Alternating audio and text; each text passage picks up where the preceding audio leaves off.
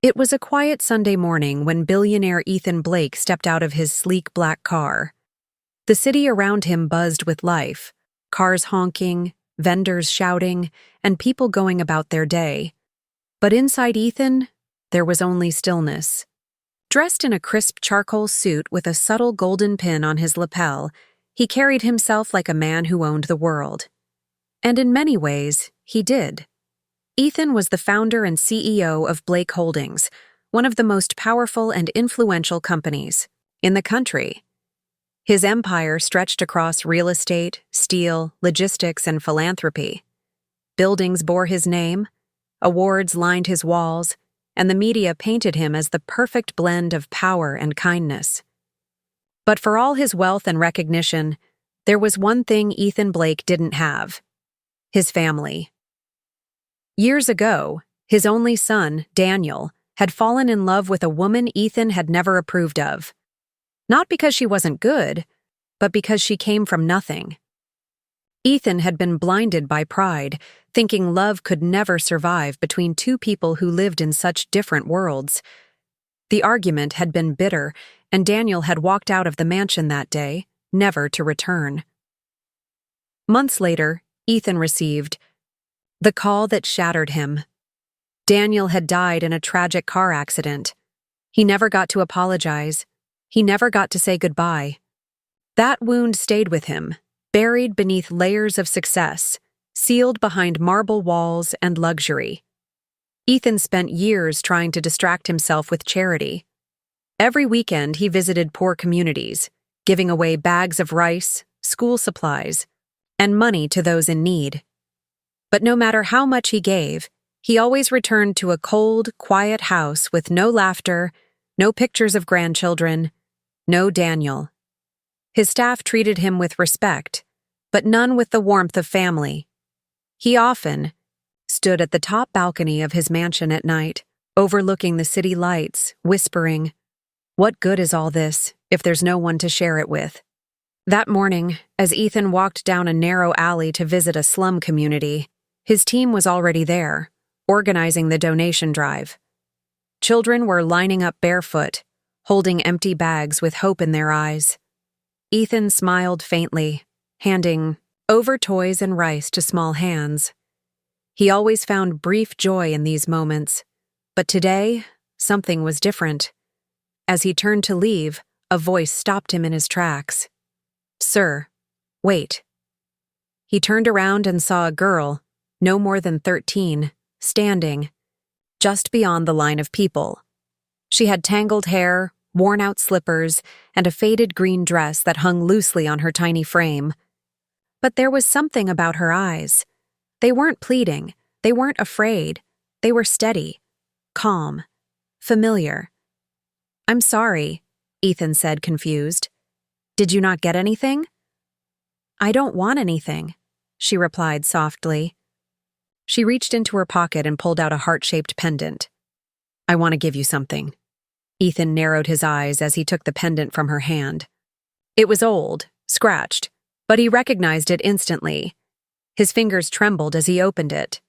Inside was a tiny photo, blurred with time, but unmistakably his son Daniel. The same photo Ethan had taken the day Daniel graduated college. The same one he kept in a drawer he never opened anymore. Where did you get this?" Ethan's voice broke. The girl's voice was barely above a whisper. "My name is Lena. My father was Daniel Blake. I'm your granddaughter." Time stopped. Ethan felt his knees weaken. The noise of the crowd faded into silence, and his heartbeat thundered in his ears. He stared at the girl, Lena, and in that moment, he saw Daniel. Her eyes, the curve of her smile, even the way she stood. It was him. A piece of him Ethan thought he'd lost forever. He reached out, slowly brushing a strand of hair from her face. "Are you telling me the truth?" he asked, his voice filled with trembling disbelief. Lena nodded. "My mom told me about you before she passed away. She said you were powerful but proud. That's why Dad never came back. But before he died, he gave her this pendant and told her to give it to me one day. If I ever met you. Ethan's heart broke open. In one moment, the years of regret, the loneliness, the bitterness, all of it came crashing down. He knelt on one knee, eyes welling with tears, and pulled her into a shaky embrace. "You're home now," he whispered. "You're not alone. Anymore."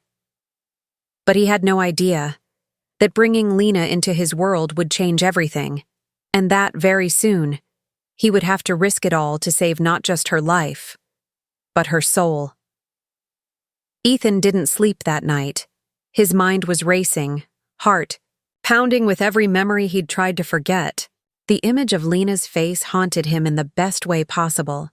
Those eyes, that pendant, her voice saying, "I'm your granddaughter."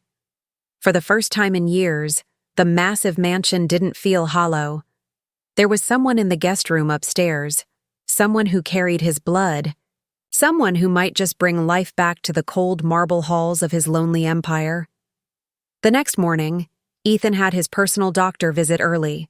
He didn't want to wait a second longer. "I want a full DNA test," he said as he sat across from Lena at the breakfast table.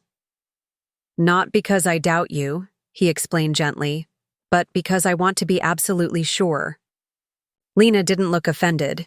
She smiled sweetly and nodded. "I understand, Grandpa. I want to know too." The test was quick. The samples were taken, and the doctor promised results within a few days. In the meantime, Ethan insisted Lena stay in the house. She was given a beautiful guest room, more spacious than her entire previous home. The walls were painted soft cream, the bed covered with thick velvet blankets, and a massive window overlooked a manicured garden. Lena stood silently in the doorway at first, too overwhelmed to even step inside. "You don't like it?" Ethan asked. Lena shook her head slowly, her voice trembling. "No. I love it. I've just never had a bed before. Not like this." Ethan felt a painful squeeze in his chest. He placed a gentle hand on her back. "You'll never have to sleep on the floor again." Over the next few days, Lena's presence lit up the mansion. She asked questions about everything, from the golden chandelier in the dining hall to the giant library with books older than she was. She was especially fascinated by a wall of photographs in Ethan's office, filled with framed moments of business deals, charity events, and awards. She stood before one photo, staring in silence. It was a picture of Daniel, smiling, holding a fishing rod next to a teenage Ethan by a lake. "That's your father," Ethan said quietly, stepping beside her. Lena nodded slowly. "I never met him. Mom said he was always scared to bring us to you. She said he was afraid of being rejected." Ethan's throat tightened. "I didn't know. I thought he just walked away. But if I'd known he had a daughter, if I'd known he was trying to protect you," his voice cracked, "I would have done everything differently." Lena looked up at him, eyes kind but cautious. "I believe you, Grandpa. And I'm glad I found you." 2 days later, the DNA test results arrived. Ethan sat at the edge of his leather chair as the doctor opened the envelope. "There's no doubt," the doctor said with a gentle smile. "Lena is your biological granddaughter." Ethan's eyes welled with tears. He turned to Lena, who was already smiling like she knew what the result would be. He opened his arms, and she ran into them without hesitation. That embrace wasn't just a hug. It was years of loss, guilt, longing, and now, healing. From that moment, Ethan declared Lena the heir to his name and legacy. She was given access to everything: a wardrobe of designer clothes, private tutors, and the freedom to explore a life she'd only ever seen on television. He took her to 5-star restaurants where waiters bowed, to shopping malls where she could buy anything she touched, and to amusement parks with no queues thanks to VIP access. But slowly, something started to change. At first, it was small. Lena complained when a maid forgot to warm her milk. She rolled her eyes when Ethan asked her to thank the driver. Then one afternoon, Ethan overheard her shouting at one of the cooks. "Is it really that hard to make pancakes without burning them?" she snapped. "You people don't know how to do anything." Ethan stood frozen just outside the kitchen door. That voice, that tone, it was foreign to him. Cold, arrogant. He backed away quietly, pretending he hadn't heard it, but it stayed with him.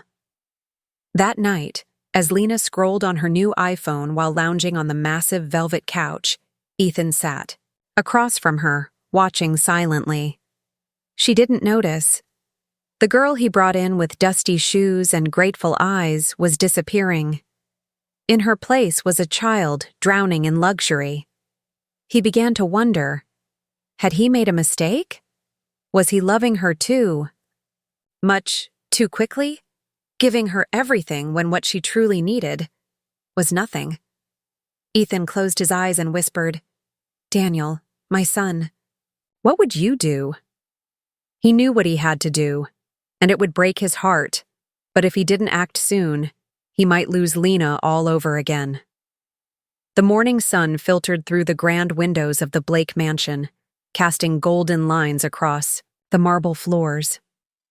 Ethan Blake stood in the doorway of his study, quietly watching Lena as she giggled on a video call with a friend from her new elite school. She was wearing a silk pajama set, a fresh manicure, and headphones that probably cost more than the monthly salary of one of his maids. Just a few weeks ago, this girl had approached him in tattered clothes, holding a pendant and trembling with nervous hope, and now she was scolding the maid for bringing the wrong smoothie flavor. He had tried to ignore it, chalk it up to adjustment, to excitement, but it was no longer occasional.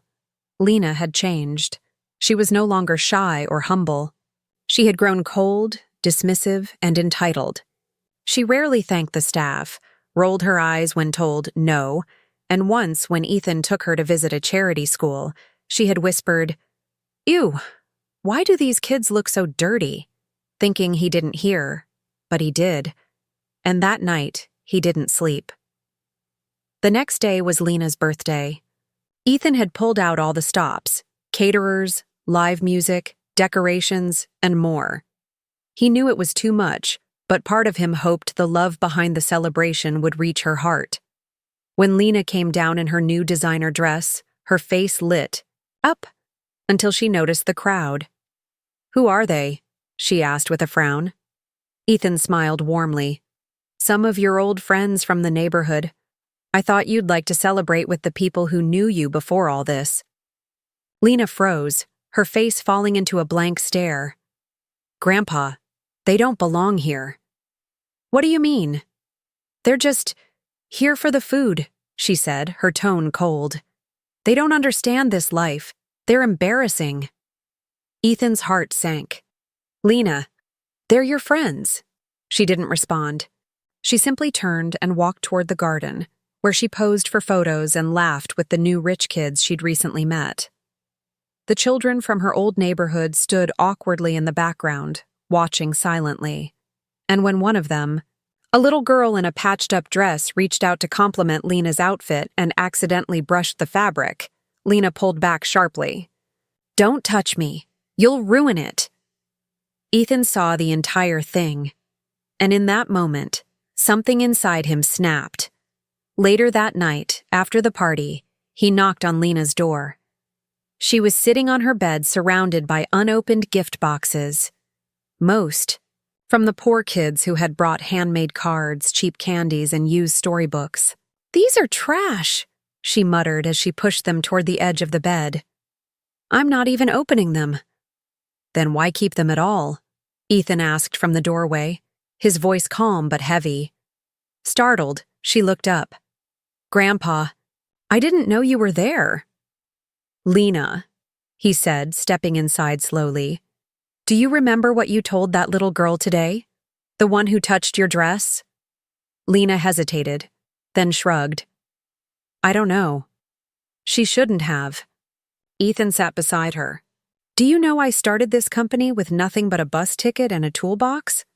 I was your age when I learned what hunger felt like. I built everything we have, brick by brick. and I never forgot where I came from.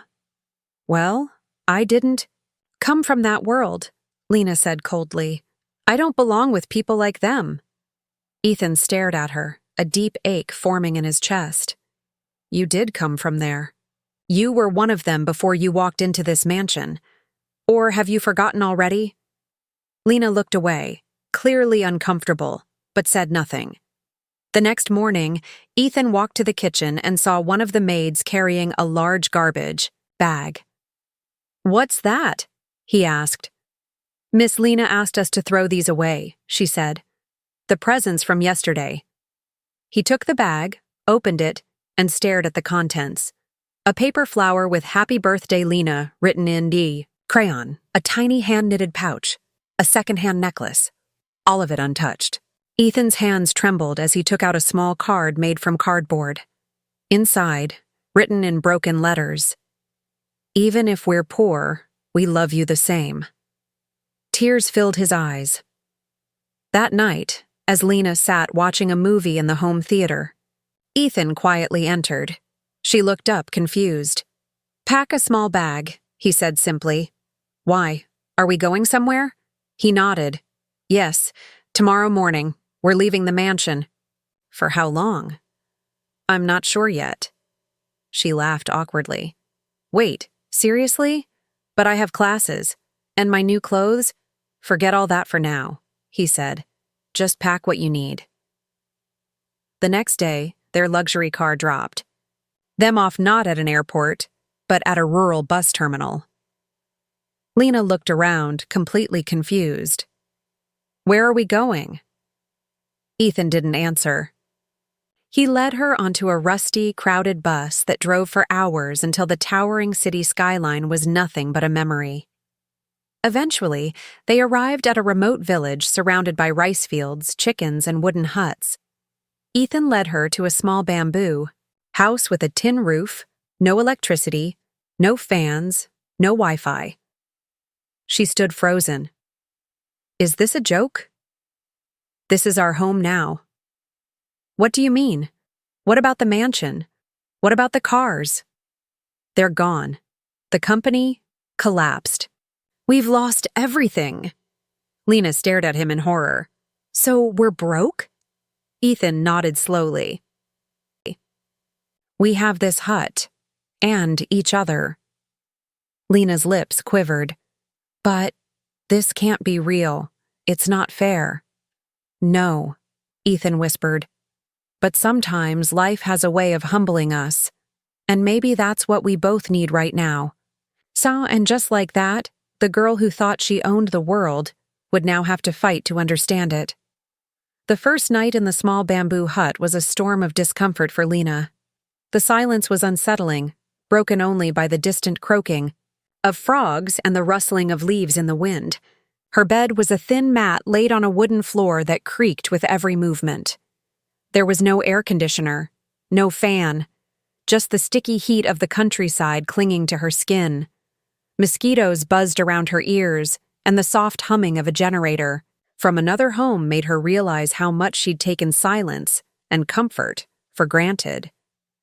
She tossed and turned, sweating, scratching, and complaining to herself under her breath, until finally, exhaustion took her. Ethan lay awake most of the night, staring at the bamboo ceiling, listening to her sighs and mutterings. He hated doing this to her. Every instinct told him to drive her back to the city, hand her an ice cream, and tell her everything was okay. But he knew it wasn't. This wasn't punishment. It was restoration. The same way he had once been forced to learn life's toughest lessons as a young man, Lena now needed to see a world where diamonds meant nothing and water from a pump was a gift. The morning began with the crowing of roosters and the loud chatter of the village. Lena sat up groggily, her eyes swollen and her back aching. Her hair was a mess, and she looked around as if she had woken up in a nightmare. Ethan was already up, boiling water over a small gas stove. There's no cereal? She asked weakly. We're having rice and dried fish, Ethan said calmly. Her face twisted in disgust. Seriously? This smells awful. Ethan didn't react. He simply laid out 2 metal plates and poured a little soy sauce on the side. "Eat, Lena. This is all we've got." She poked at the food with her spoon like it was alive, but eventually gave in and took a bite. She chewed slowly, then made a face like she'd swallowed mud. "Grandpa, how do people live like this? Don't we have any money left at all?" "No," Ethan said firmly. "We have enough for food. Barely. That's why we need to start working." Lena dropped her spoon. "We? What kind of work?" "You're going to work at Miss Dina's farm, just across that hill," he said, nodding toward the window. Lena's eyes widened. "You want me to work on a farm? But I've never even touched dirt before." "You'll learn." She pushed her plate away. "No, I'm not doing that. I didn't come here to become a farmer." "You didn't come here at all," Ethan replied, standing now. "You were given everything. You wasted it. You disrespected people who were kind to you. So now you'll earn your way through life, like I did." "But I'm just a kid," she shouted. "You're not too young to learn how to treat people with respect," Ethan said, his voice calm but sharp. Lena sat frozen, stunned by the cold finality in his tone. He had never spoken to her like that before. The warmth was gone, replaced by something stern, something she couldn't argue with. A few hours later, she found herself following Ethan across the sun-scorched path to Miss Dina's potato farm. The woman, hunched and stern with deep wrinkles on her face, stood with her arms crossed. "So, this is your granddaughter," she said with a disapproving glance. "Yes, she's ready to work." Lena flinched. "Wait, ready? Grandpa, I didn't—" Ethan turned to her and placed a hand on her shoulder. "Please, Lena, just try. One day." Reluctantly, she nodded. Miss Dina handed her a hand hoe and a dirty burlap sack. "Dig carefully. Don't damage the potatoes. If you complain too much, I'll fire you before lunch." Lena blinked at her in disbelief but said nothing. She squatted in the dirt and dug, sweat immediately dripping down her forehead. Her back began to ache within minutes. Her hands, soft and pampered, turned red and sore as they gripped the rough tool. As the sun climbed higher, Lena grew slower. She had only filled a quarter of her sack, while the other workers, kids even younger than her, had already filled theirs and started a second round. She watched them, confused. How were they smiling? How were they laughing in this heat? One of the younger girls offered Lena some water. "Here, you look like you're going to faint." Lena stared at her, panting, then took the jug and drank. The water was warm but refreshing. She handed it back silently. "My name's Em," the girl said. "What's yours?" "Lena." "You're new here, right?" Lena nodded. "Yeah." "Don't worry. First day's the hardest," Em said cheerfully. "After a week, your muscles get stronger. After a month, you start liking the smell of dirt." Lena didn't know whether to laugh or cry. Later that afternoon, Ethan returned to the farm, watching from behind a tree. He saw Lena dragging the sack across the field, her face red from the sun, her shirt soaked with sweat. She looked tired, broken, real, and for the first time in weeks, humbled. That night, Lena didn't complain about dinner. She didn't ask for a shower. She simply sat down and ate the boiled sweet potatoes Ethan had prepared in silence. "Rough day?" he asked. She didn't look up. "I didn't think I'd survive it." "But you did." Lena took another bite. "They were all working faster than me. And they weren't even mad about it." Ethan smiled gently. "Because that's their life. And they've learned to be thankful for it." Lena glanced at him, then looked down. "I don't know who I am anymore." "You're learning," he said, "and that's more than enough." The following days blurred into one another, a slow grind of sweat, dirt, and aching limbs. Every morning, Lena would wake to the sound of roosters and the creaking of bamboo as Ethan stepped out to prepare breakfast. Her body had started to feel the toll, Sore arms, blistered palms, sunburnt skin. But more than that, her mind had begun to shift. The complaints that once sat on the tip of her tongue were being replaced with quiet endurance. She didn't speak much, not to Ethan, not even to the other kids at first. But inside, something was cracking open. Something she couldn't explain yet. At the farm, Miss Dina remained strict but fair. She shouted instructions, handed out hoes, and never allowed any laziness. Lena learned how to dig gently, how to spot a rotten potato from a good one, how to carry the sack without dragging it across the ground. The work was unforgiving, but with each passing day, her body adjusted. And so did her attitude. One afternoon, as she carried her third sack toward the storage area, she noticed Em, the girl who had given her water on the first day, struggling with a heavy bag. Without thinking, Lena walked over and lifted one side of it to help. "You don't have to," Em said, surprised. "I know," Lena replied, "but I want to." They carried it together, and for the first time since arriving in the village, Lena smiled. Not the forced, polite smile she wore back at the mansion, but a small, genuine one that reached her tired eyes. That evening, after they returned to the hut, Ethan sat on the floor preparing a simple dinner, sautéed vegetables with leftover rice and fish. Lena watched quietly for a moment before kneeling beside him. "Do you need help?" she asked. Ethan paused, surprised, then handed her a knife and pointed to the vegetables. "Just slice those, carefully." They prepared the meal together. The silence between them wasn't awkward. It was peaceful. When the food was ready, they sat down on the mat and ate slowly. Lena didn't complain about the taste, the texture, or the lack of variety. She just ate. When she finished, she gently placed her plate to the side and looked at Ethan. "Grandpa," she began, "I want to ask you something. Ethan took a breath and looked her in the eyes. "Because you weren't ready to hear it, and neither was I." She didn't say anything for a moment. Then she nodded slowly, accepting the answer. After a short pause, she reached into her small coin pouch and pulled out a crumpled set of bills, her pay from the farm. "I want to buy something special for dinner tomorrow," she said. "Not for me, for us." Ethan smiled softly.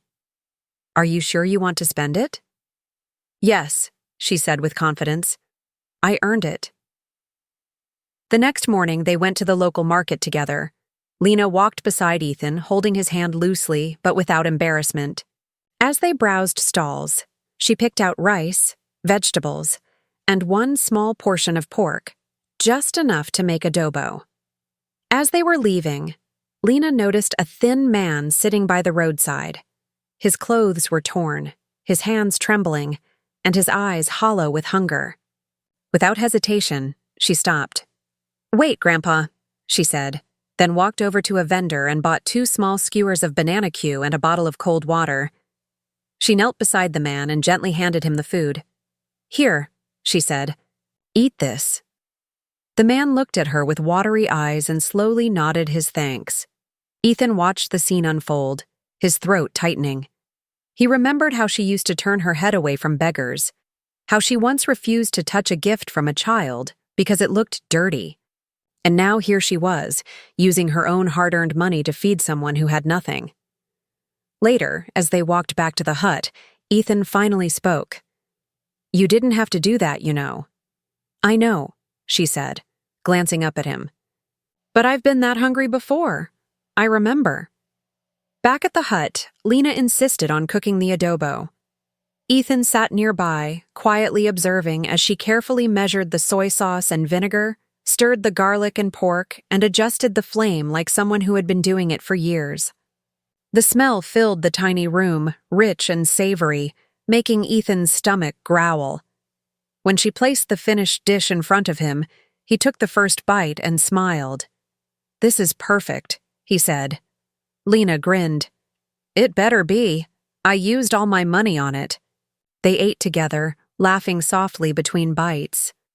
That night, As they lay on their mats under the mosquito net, Ethan looked over at his granddaughter, who had already fallen asleep.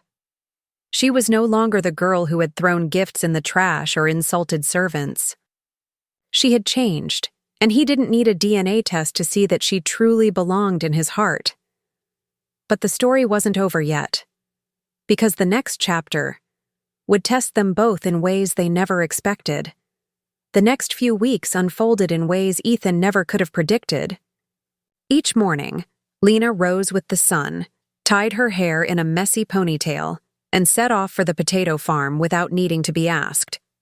The same girl who once whined about the temperature of her bathwater now walked barefoot through muddy fields, her clothes stained, her hands rough, and her heart, perhaps for the first time in her life, completely at peace.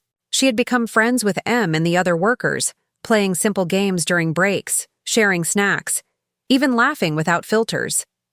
Ethan would often follow her quietly from a distance, not to check on her, but to admire how much she had transformed.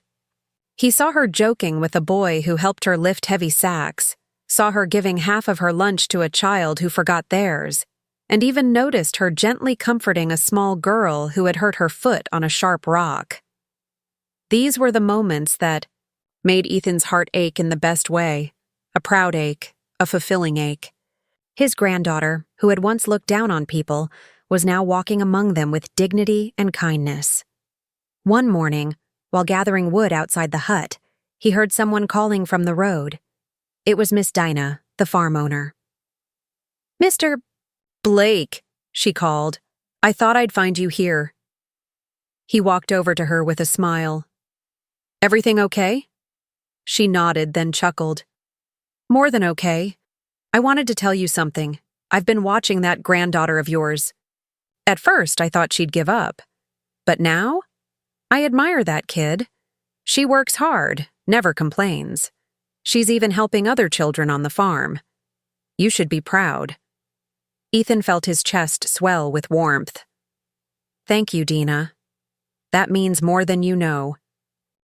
Dina tilted her head. "So, what's next? You going to keep hiding the truth from her?" Ethan's smile faded. He looked down at the dirt beneath his feet. "I think it's time. She's earned the truth." That evening, Ethan sat at the edge of his bed, watching Lena stir the rice pot. The soft light of the lantern glowed on her face. She was humming a tune, completely unaware that everything was about to change. He stood up and walked outside, his phone buzzing in his hand. It was a call from his secretary. "Sir," the voice on the other end said, "the investors are waiting for your return. They've held the board meetings on pause. They insist the company won't move forward without you." Ethan nodded. "Tell them I'll be back soon, just a little longer." He ended the call and turned to go back inside, but froze when he saw Lena standing by the window, her face pale, her eyes wide. She had heard everything. "Grandpa," she whispered, stepping out, her voice cracking. "What did you mean? You're going back to the company? I thought we were broke." Ethan's breath caught. He walked toward her slowly. "Lena, you lied to me?" she interrupted, her voice shaking now. "All of this? The farm, the hut, the struggles? It was all fake?" Ethan reached for her, but she pulled away. "I don't understand. Why would you do this to me? Why would you make me suffer if none of it was real?" He swallowed hard, heart sinking with guilt. "Because I had to. Because I was losing you." Tears filled her eyes. "You humiliated me. You made me feel worthless. You could have just talked to me." "I did," Ethan said softly. "But you didn't listen. You mocked the poor. You treated people like they didn't matter. I was scared, Lena. Scared you'd become someone you weren't meant to be. Someone your father wouldn't recognize." Lena turned her face away, tears now rolling down her cheeks. "So this was all a test?" "No," he whispered. "This was a rescue." But she didn't respond. She walked into the hut, grabbed her small bag, and slammed the door shut behind her. That night, Ethan couldn't sleep. He sat outside under the stars, his heart aching with regret. He knew he had done what he thought was right, but he had underestimated how deeply Lena would feel the betrayal. When he woke up the next morning, the hut was quiet. Too quiet. He rushed to Lena's sleeping mat. Empty. Her shoes were gone. Her bag was gone. She had left. Panic surged through him as he ran to the road, asking neighbors and nearby farmers if they had seen her. No one had. Hours passed. He called the driver, then the police. Still nothing. He returned to the city, hoping she might have gone back there. Days turned into a week. Ethan searched every corner of the city, from shelters to train stations, placing calls, asking for leads. But there was no sign of Lena. One night, exhausted and broken, Ethan collapsed at home. The staff rushed him to the hospital. The doctor said it was a spike in blood pressure, stress-induced. "You were lucky," the doctor told him. One more hour and this might have been fatal. Ethan lay in his hospital bed, staring at the ceiling, barely blinking. "Where are you, Lena?" he whispered. The thought of losing her again, this time forever, was too much to bear. The hospital room was quiet, except for the rhythmic beeping of the heart monitor beside Ethan's bed. His body lay still beneath the thin white blanket, but his mind was a raging storm of guilt, sorrow, and helplessness. His eyes stared blankly at the ceiling, but all he could see was Lena. Her tear-streaked face the night she discovered the truth, the hurt in her voice when she asked, "You lied to me?" Over and over that question echoed inside him. He had thought he was saving her, teaching her the values she was losing. But perhaps in trying to protect her, he'd only pushed her further away. And now she was gone. 3 days passed. The doctors told him to rest, but rest was impossible when your heart carried that kind of weight. He had staff searching everywhere. The police had her photo. CCTV footage in the city had been checked. Still, nothing. Each hour felt like a year. Every time the hospital door creaked open, he turned his head in desperate hope, only to be disappointed again and again. But on the 4th day, in the soft quiet of early morning, the door finally opened. Not with a doctor, not with a nurse, but with Lena. Her hair was messy, her eyes puffy, her clothes crumpled, and her shoulders slouched from days of emotional weight. As soon as she saw her grandfather lying there, pale and weak, she broke into a run and threw her arms around him. "Grandpa!" she cried, sobbing uncontrollably. "I'm sorry. I didn't know you were sick. I didn't know. If I had known, I never would have left." Ethan blinked rapidly, trying to hold back his tears, but they spilled over anyway. He raised a trembling hand and placed it gently on her back. "You came back," he whispered. "You came back to me."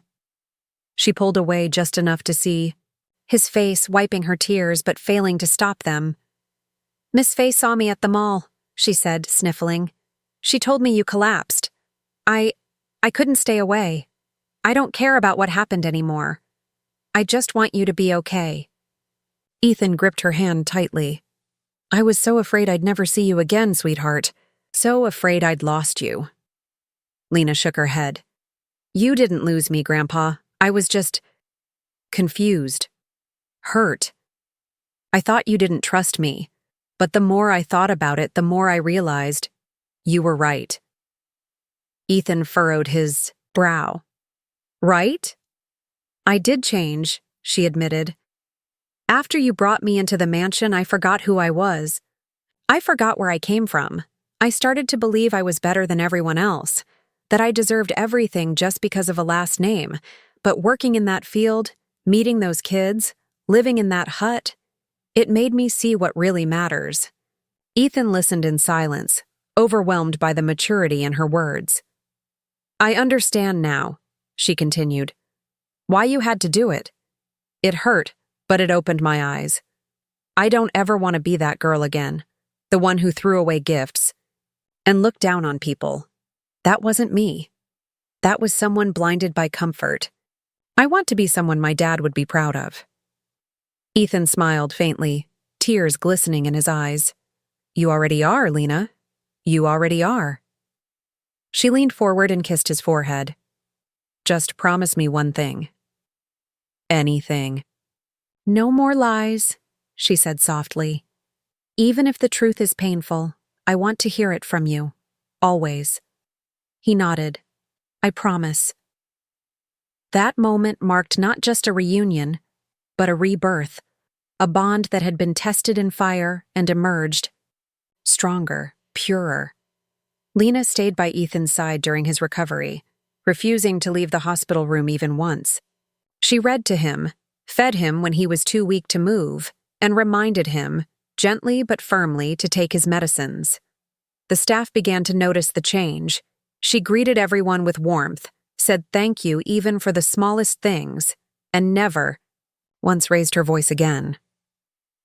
When Ethan was finally discharged, Lena returned with him to the estate. But this time, she didn't act like a princess returning to her palace. She walked through the doors of the mansion with quiet gratitude. Her first act, before even going to her room, was to call all the staff together. Standing in front of them, she bowed her head. I want to say sorry, she said sincerely, for the way I acted before, for the things I said. I was wrong. You all took care of me and I treated you badly, but I've changed, and I hope you can forgive me. There was silence, followed by scattered nods and soft smiles. One of the maids, the same one Lena had once snapped at over bacon, stepped forward and hugged her. Welcome home, Miss Lena. Ethan watched the scene unfold from the staircase, his heart full, his eyes misty. In the weeks that followed, Lena's transformation only deepened. She asked to visit the orphanage with Ethan, not just to observe, but to help. She handed out gifts, played with the children, and listened to their stories. No longer wearing designer clothes, she dressed simply. Her laughter with the children was real, her affection warm, and the way she looked at Ethan now, full of love, respect, and understanding, was something he never imagined he'd get to experience in this lifetime. Ethan knew that no amount of wealth, business success, or recognition could compare to what he had found in those months of hardship. A granddaughter with a heart full of light. But Lena, too, had discovered something just as valuable. Not just who her grandfather truly was, but who she was meant to become.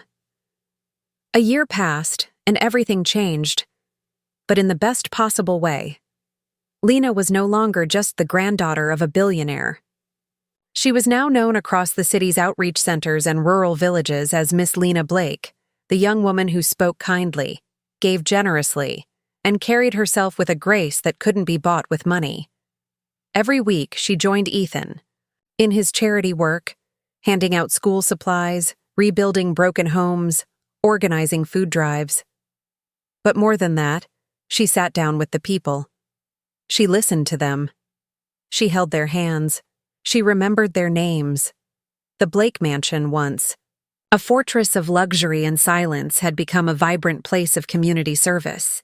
The grand hall where once only business leaders walked now welcomed orphaned children, single mothers, and volunteers.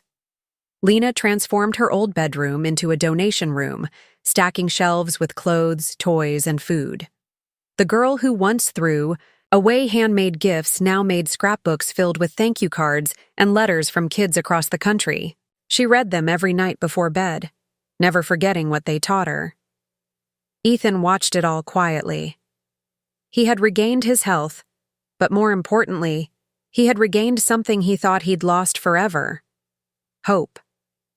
Every time he saw Lena, walking through the mansion halls in her plain clothes and a clipboard in hand, he felt as if Daniel, his late son, was still walking beside him. Sometimes, late at night, Ethan would sit alone in the library, holding the old pendant that had first brought Lena into his life. Inside it was still that same faded photo of Daniel smiling, But now Ethan didn't cry when he looked at it. He smiled back. One morning, Lena knocked on his study door. "Grandpa, there's someone I want you to meet," she said. Ethan followed her to the garden where a small group of children from the orphanage stood nervously. One girl clutched a piece of paper to her chest. She walked forward and handed it to Ethan. It was a drawing, crude, made with crayons, but clear. A picture of him, Lena, and the children, all holding hands under a sun that beamed with a smiling face. "We made this for you," the girl said shyly, "because you help us." Ethan blinked, holding back the tears that suddenly burned his eyes. "Thank you," he whispered. This means everything to me." Lena placed a hand on his arm. "You see, Grandpa? You didn't just teach me. You changed so many lives. And now, we get to keep doing it together." He looked at her and nodded. Yes, together. Later that evening, they both visited the village where everything had changed. The same potato fields where Lena once cried in the heat now looked different in her eyes. The dusty path, the wooden hut, they weren't symbols of shame anymore. They were symbols of transformation. Standing at the edge of the field, Lena turned to Ethan. "This is where I found myself," she said. "And this," Ethan replied, "is where I found you." They walked side by side through the rows of crops, no longer billionaire and heir, no longer teacher and student, but simply family. The sun dipped behind the hills, casting a golden glow over the land, and in that moment, all the pain, all the tests, all the tears had purpose. Because from the ashes of pride and the silence of loneliness, something extraordinary had grown, a bond built not on money, but on understanding, forgiveness, and love. Lena had once come to the mansion as a lost girl clinging to a photo in a pendant. She had left it thinking she had been betrayed. But now, she stood tall, not because of what she owned, but because of who she had become. And Ethan? He no longer feared dying alone or leaving his legacy to strangers. He had found his granddaughter, and through her, his soul had healed. In the end, it wasn't the billions that changed their lives.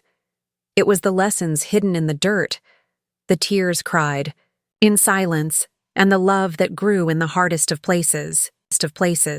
So, that was the story of a billionaire named Ethan Blake, a man who had everything the world could offer: success, power, respect, but none of it could fill the emptiness he carried in his heart.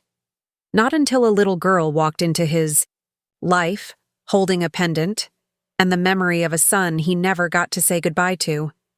Lena didn't just bring back a piece of his past, she brought him purpose. But let's be honest, this wasn't just a story about a rich man or his lost granddaughter. This was a story about all of us. How many times in life do we forget where we came from? How often do we begin to think we're better than others because we've moved up? In life? Because now we have more. More clothes, more money, more comfort. Lena's story reminds us that success means nothing if it turns us into someone we don't even recognize anymore. When she stepped into that mansion, she was innocent. But luxury can be blinding, and pride, it sneaks in quietly. Until one day you wake up and realize you've started looking down on the very people who once stood beside you. Ethan saw that happening. And instead of scolding her with words, he chose to teach her with life. He took her back to the roots. Back to hunger, back to sweat, sore muscles, and simple meals. Not to punish her, but to save her. Because sometimes, the best way to protect someone's future is to make them feel what you once escaped. And Lena? She didn't just survive those potato fields. She transformed in them. She learned that respect doesn't come from wealth. It comes from the way you treat people, especially when they have nothing to offer you in return. She learned that you don't have to be rich to be kind, and you don't need to have much to give a lot. And Ethan? He learned that sometimes love means letting the people you care about struggle, not because you want them to suffer, but because you want them to rise. By the end of it all, neither of them were the same. The girl who once tossed away a handmade card now held on to every gift like it was gold. And the man who once built skyscrapers found his greatest legacy not in buildings, but in the heart of a girl who once had nothing. So maybe the real question is, what kind of person are we becoming? Do we remember the people who helped us when we had nothing? Do we still say thank you to those who serve us quietly every day? Do we treat the janitor with the same respect as we treat the CEO? Do we remember where we came from, before life got a little easier? Because if we forget, then maybe we need our own version of that little hut, or a field of potatoes. Or someone like Ethan Blake who loves us enough to pull us back from the edge. This story wasn't about being rich, it was about being human. And in a world that chases status and image, maybe what we all need is to remember the value of humility. Thank you for listening to this story. If it touched your heart, share it. Because someone out there might need this reminder. Someone out there might be losing themselves in pride, forgetting that the most valuable thing we can carry is kindness. And just maybe, your share could be the very thing that brings someone back home. Thank you.